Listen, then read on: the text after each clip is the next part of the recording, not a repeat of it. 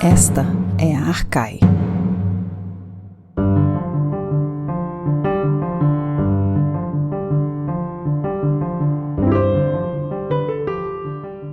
Olá, bem-vindas e bem-vindos a mais um episódio do podcast Arcai. A personagem de hoje é Artemis e a nossa convidada é Juliana da Hora, professora do mestrado interdisciplinar em Ciências Humanas da Universidade de Santo Amaro, a Unisa. Meu nome é Fernanda Pio e comigo para a entrevista está a Beatriz de Pauli. Seja bem-vinda, Juliana. Obrigada, Fernanda. Obrigada, Beatriz.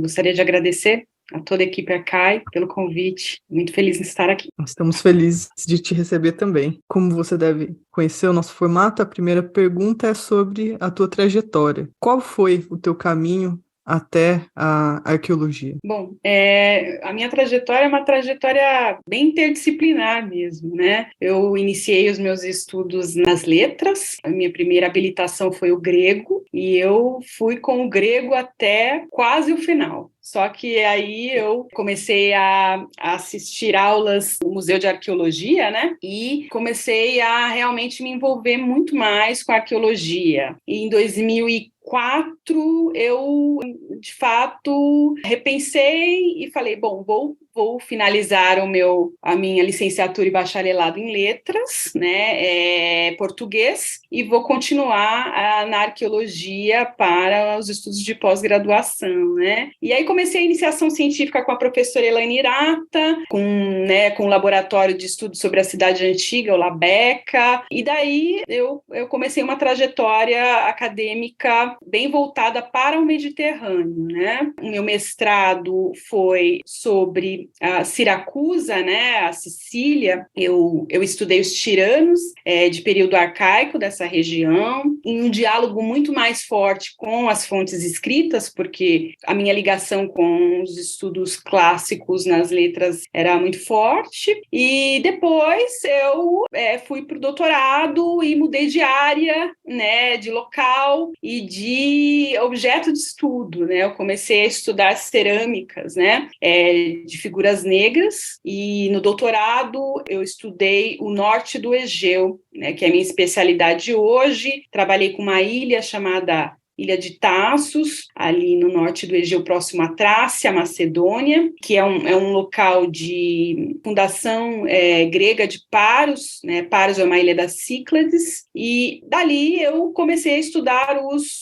o santuário de Ártemis e a cerâmica de figuras negras de período arcaico, né? E a questão do feminino se tornou bastante forte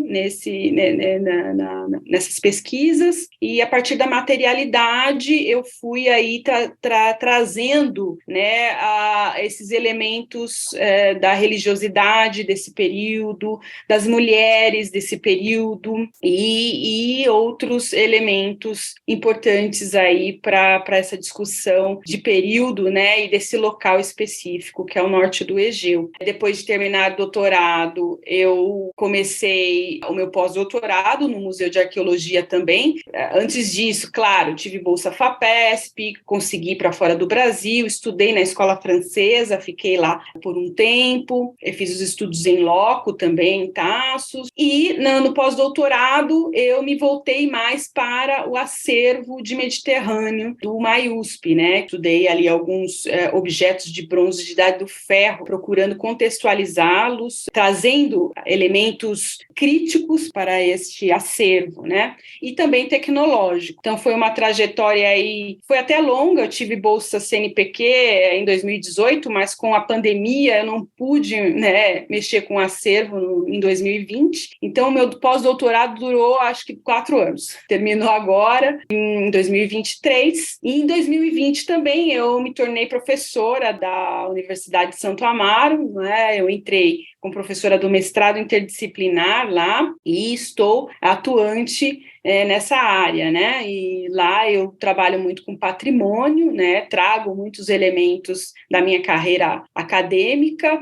mas mais voltado para a arqueologia histórica, né? E atualmente também estou com Bolsa Produtividade, né? Que fui contemplada também no ano passado e início este ano, para dar continuidade aos meus estudos ali de elementos femininos híbridos no norte do Egeu também.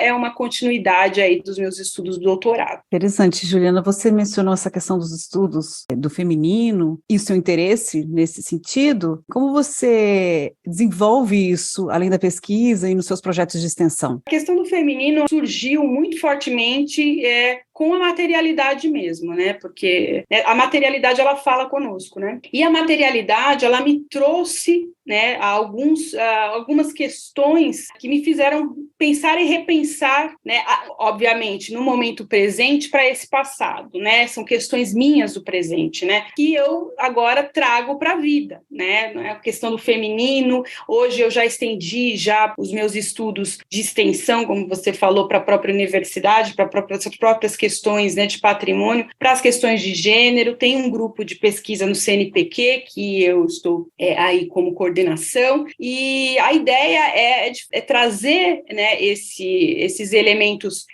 que de fato fazem parte dessa minha trajetória do doutorado para cá, para pensar o meu presente, né, para pensar o nosso presente, para pensar todas as relações que nós estabelecemos com a materialidade, com o patrimônio chamado material e não imaterial, enfim, essa é a minha atuação nesse momento. Juliana, achei muito interessante essa tua trajetória interdisciplinar e eu queria saber, como uma última pergunta desse bloco, como que você acha que essa característica da tua formação te diferencia de outros profissionais que têm uma formação um pouco mais linear? Bom, eu acho que o grande diferencial aqui da interdisciplinaridade é o diálogo aberto, né, com as outras disciplinas, né, e isso acho que foi algo que eu trago comigo desde o início dos meus estudos nas letras, né? Eu sempre fui muito aberta aos estudos de filosofia, eu nunca consegui ficar somente num lugar, né? Então eu fui sempre atrás de outros elementos e outros diálogos, não só um diálogo que me remetesse a um passado cristalizado, e sim a algo que de fato transformasse, né, os estudos, né, na contemporaneidade, né? O que esse passado pode trazer. Então, acho que a interdisciplinaridade me trouxe esse elemento importante que é diálogo mais aberto, muito mais fluido com as outras áreas, né? Muito legal. Bem, vamos encerrar esse bloco e voltamos daqui a pouco para falar da personagem Artemis. Obrigada. Você ouve podcast Arcai, da Cátedra Unesco Arcai sobre as origens plurais do pensamento ocidental da Universidade de Brasília. Assine nosso conteúdo no lugar em que costuma ouvir seus podcasts. Fique por dentro de tudo que rola na cátedra em arcai.nb.br e nas redes sociais @arcaionb. E lembre-se, Arcai é com CH. Voltamos para o nosso segundo bloco com Juliana da Hora para falar sobre Artemis. Juliana, quem é essa personagem? Qual é a sua origem? Nos passe aí uma introdução, a sua introdução sobre Artemis. Bom, Artemis é uma divindade muito interessante, porque é uma divindade múltipla na sua origem. E ela é uma divindade interessante também porque ela está no limiar, nas mediações entre o selvagem, né, e o mundo civilizado. Então, aí, desde a sua origem, né? Então, a sua origem remonta, vamos pensar na arqueologia, né? As primeiras menções ali no linear B, ali nos palacianos micênicos, né? Lá você encontra, né, uma menção a Ártemis e a outras divindades, isso no período bronze, né? E também nas ilhas Cíclades, né, em torno de 1700 a.C., ali em Acrotiri, né, Tera, você tem ali alguns afrescos onde alguns estudiosos interpretam como a proto-Ártemis, né? E também, obviamente, você tem na mitologia grega, né, uma tradição, né, de Ártemis da caça, né, por exemplo, em Homero, né, você tem a menção de Ártemis como Potnia Teron, né, que é uma Ártemis, como se fosse uma Ártemis minoica, né, é uma Ártemis que pode aparecer na iconografia como alada ou áptera, né, sem as asas, né. Então, depende do contexto, do local onde você encontra, né, essa iconografia, ela vai aparecer de um jeito ou de outro, né? É uma divindade também ligada à caça, que foi associada a Ártemis, né? Ártemis, ela, por ter essa origem múltipla, né?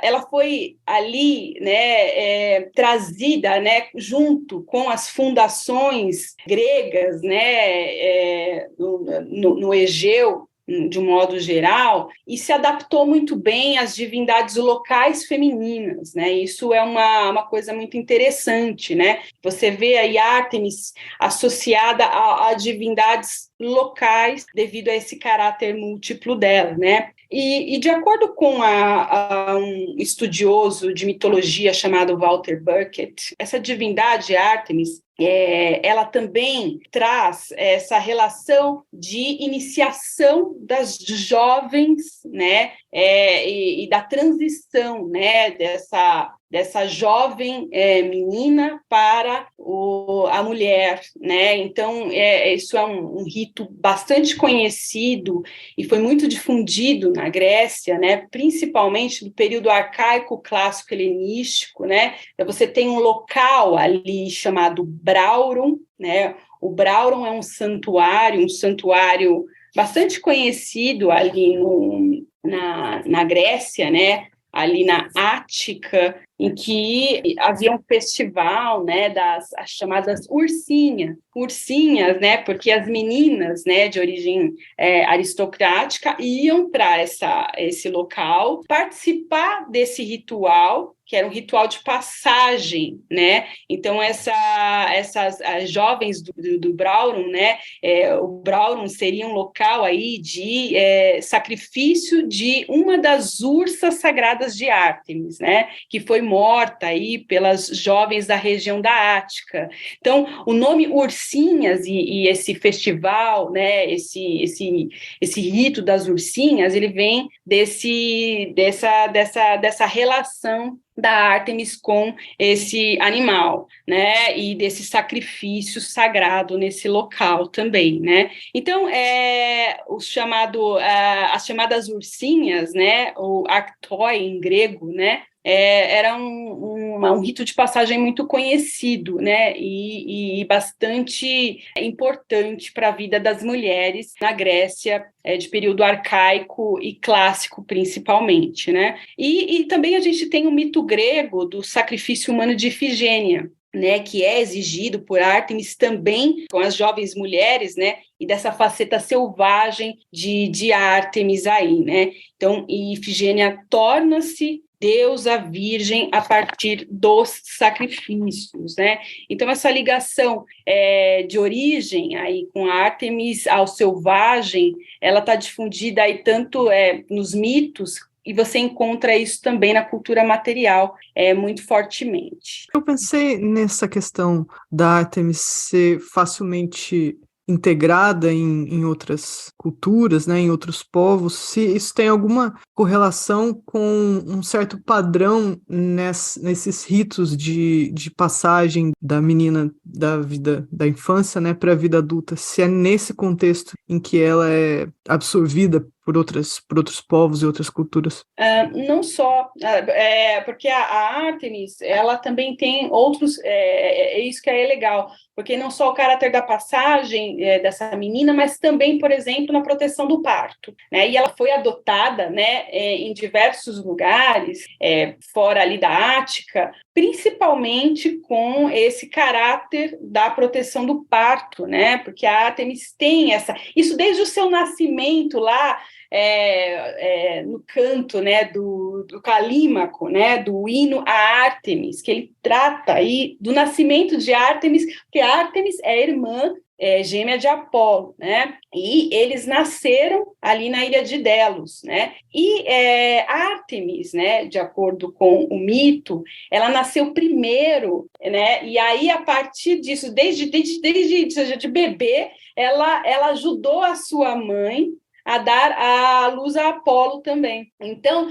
nisso também, a associação do parto, ele vem daí também, e também do pedido que ela faz a Zeus, né, para ser protetora das mulheres nesse momento gestacional, nesse momento difícil.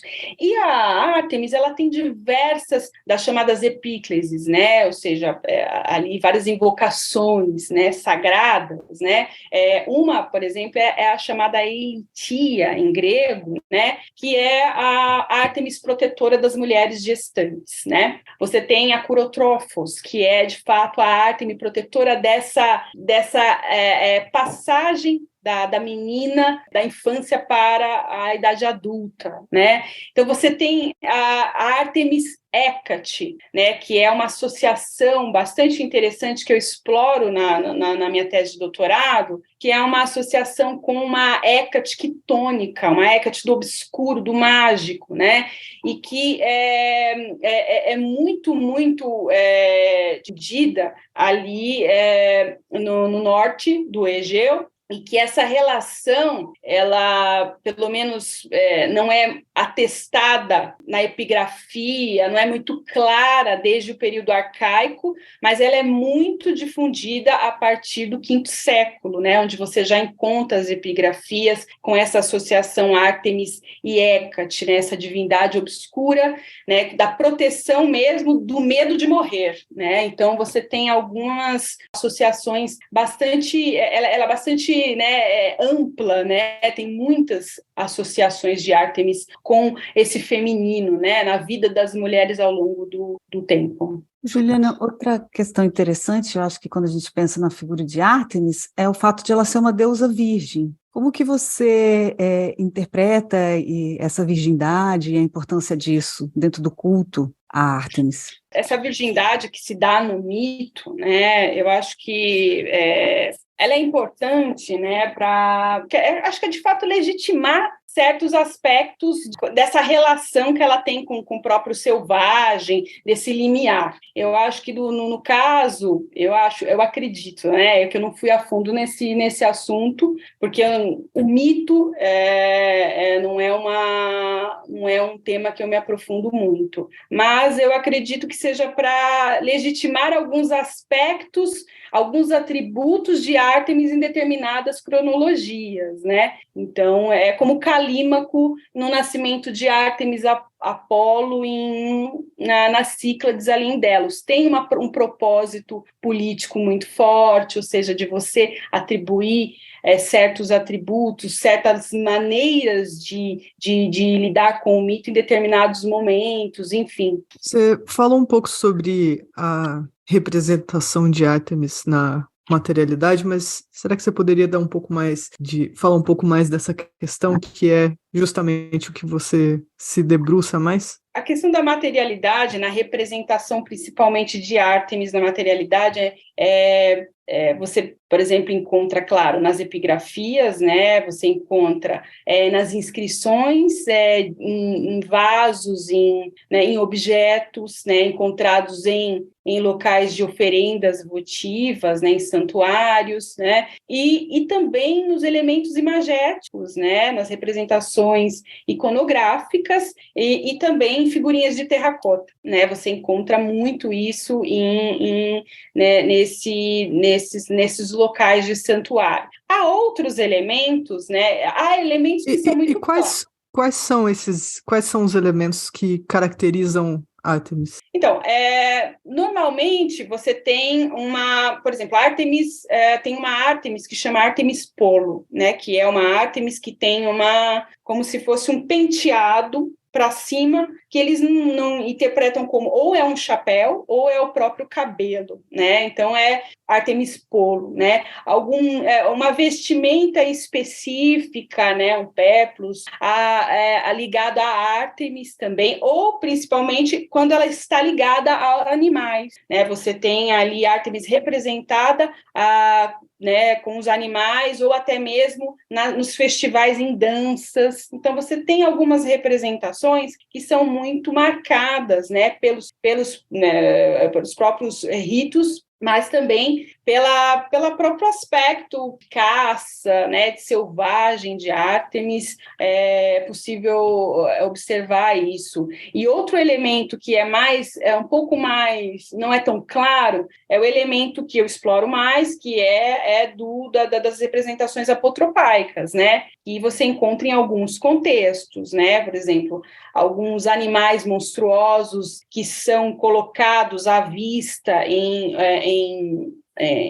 vasos que são pendurados nas paredes dos santuários, que pode representar, de fato, essa relação de Ártemis com elementos mais obscuros. Então, não é tão claro, muitas vezes, a representação, mas há indícios dessa relação. Juliana, e essa relação, de alguma maneira, está ligada à relação entre Ártemis e Hécate, que você mencionou? Você poderia falar um pouquinho mais sobre essa relação entre Ártemis e Hécate? Sim, com certeza. A Ártemis e Hécate, ela aparece representadas juntamente, assim, né, em conjunto, em muitos contextos, né, na Grécia. Mas, especificamente, como a arqueologia, a gente gosta de trabalhar com contextos, né? Eu vou dizer de um contexto que conheço bem, que é o de Tasso, né, que eu trabalhei muito, né? Porque o culto, né, a professora Raiganut Sarian, ela nos traz aí elementos importantes sobre Hécate, né? Ela fala que ela é uma divindade investida de múltiplas funções, né? Ou seja, quitônica, funeral, né, e apotropaica, né, e que se estende aí até o século V a.C., né? Então, uma deusa da superstição e da magia, né? Então, e muito bem estabelecido posteriormente em época helenística. Então, esses indícios, eles vão sendo traçados, né, principalmente muito mais claramente no período clássico para frente, mas no meu trabalho eu traço uma trajetória anterior, né, desde o período arcaico, não de maneira absolutamente clara com essa associação Ártemis-Hécate, mas nos indícios deixados ali na materialidade, principalmente, né, em um tipo de vaso específico chamado lécana, utilizado dentro desse Artemision de Tassos local, né? Então, essa relação com Hécate, neste local específico, ela é muito, muito forte, né? Então, você encontra nesses contextos, além desses vasos, você encontra amuletos, astrágalos, cristais, né, de rocha, que são associados a esse elemento mágico, que não era comum na religião cívica, né? Então, são outros elementos, para além, né, dessa religião mais do culto mesmo, a Ártemis, até a Ártemis Elitia, mas é um culto mais de medo da morte, né? Um culto mais que não é tão claro para a sociedade, mas era muito presente na vida dessas mulheres, né? A partir, claro, dessa interpretação dos objetos que nós temos em contexto. Juliana, a conversa está muito boa, mas infelizmente o nosso tempo acabou. Eu agradeço muito pela sua participação e deixo o microfone aberto para uma última consideração. Muito obrigada, eu agradeço imensamente. Foi muito bacana estar aqui falando um pouquinho de Ártemis, que é uma divindade que gosto muito, e eu gostaria de agradecer, né, tanto a vocês todas da equipe, né, a Arcai, a Flávia, que não está aqui, que me fez o convite, muito gentil, e gostaria de agradecer a FAPESP, né, a Fundação de Amparo à Pesquisa do Estado de São Paulo, que de fato fez aí, né, ela foi de fomento à minha pesquisa, né, de doutorado, ao CNPq, que me proporcionou essa possibilidade de dar continuidade, né, foi minha orientadora hoje, minha colega, professora Cristina Cormicchiari, né, a professora Elaine Irata, que deu início aos meus estudos, e ao Laboratório de Estudos sobre a Cidade Antiga, o LABECA, que ainda é minha casa até hoje, porque sou ainda pesquisadora lá. Mas eu agradeço, então, gente, muito obrigada. Você ouviu o podcast Arcai, da Cátedra Unesco Arcai sobre as origens plurais do pensamento ocidental. Produção: Ariadne Coelho, Arthur Sobreira, Beatriz De Pauli, Fernanda Pio, Flávia Amaral, Gabriele Cornelli e Lorena Ferreira. Locução: Marcela Diniz. Trilha de Dan Bodan. A Cátedra Unesco Arcai integra o programa de pós-graduação em Metafísica da Universidade de Brasília. Acompanhe nossas atividades em arcai.unb.br e nos siga nas redes sociais. Até a próxima!